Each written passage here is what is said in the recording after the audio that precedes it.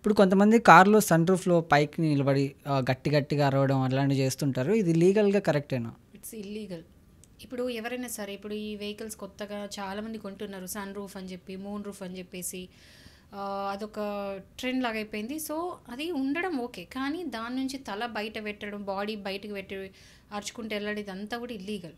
హ్మ్. అదేంటంటే central motor vehicle act section 138(3) ప్రకారం ఏంటంటే ఏదైనా సరే you cannot expose the body part out side of the car. అంటే ఓకే. మీ బాడీ పార్ట్ తల బయట కూడా సన్ రూఫ్ నుంచి మూన్ రూఫ్ నుంచి బయట పెట్టడానికి లేదు. అట్లా పెడితే ఇల్లీగల్. అది శిక్ష పడుద్ది. తీసుకెళ్ళి ఈవెన్ ఇఫ్ మీరు రీల్స్ చేయడానికో ఫన్ కోసమో దేనికోసమో రికార్డు చేస్తారు. ఆ రికార్డింగ్ బేస్ చేసుకొని కూడా కేసు పెడితే ఫైన్ కట్టాల్సి ఉంటుంది. సో అలాంటిది ఏమైనా చేస్తే మాత్రం ఫైన్ కట్టాల్సి ఉంటుంది అనమాట. సో అలాంటి ఏం చేయొద్దు. అట్లాంటి రికార్డింగ్స్ అంతకన్నా పెట్టద్దు. ఎందుకంటే మీ అంతా మీరు ప్రూఫ్ ఇచ్చినట్టు. సో ఒకవేళ కనుక ఇది చేస్తూ సపోజ్గా బై ఛాన్స్ ఏదైనా యాక్సిడెంట్ అయినా కూడా మీకు ఇన్సూరెన్స్ ఉండదు. ఓహ్! ఇన్సూరెన్స్ క్లెయిమ్ చేసుకోవాలి. ఎందుకంటే అది మీ నెగ్లిజెన్స్ వల్ల అవుతుంది కాబట్టి. హ్మ్. So sunroof moonroof అని ఎంజాయ్ చేయండి. కానీ ఏంటంటే లిమిటెడ్గా చూసుకోండి. అలా యాక్చువల్లీ చేయకూడదు.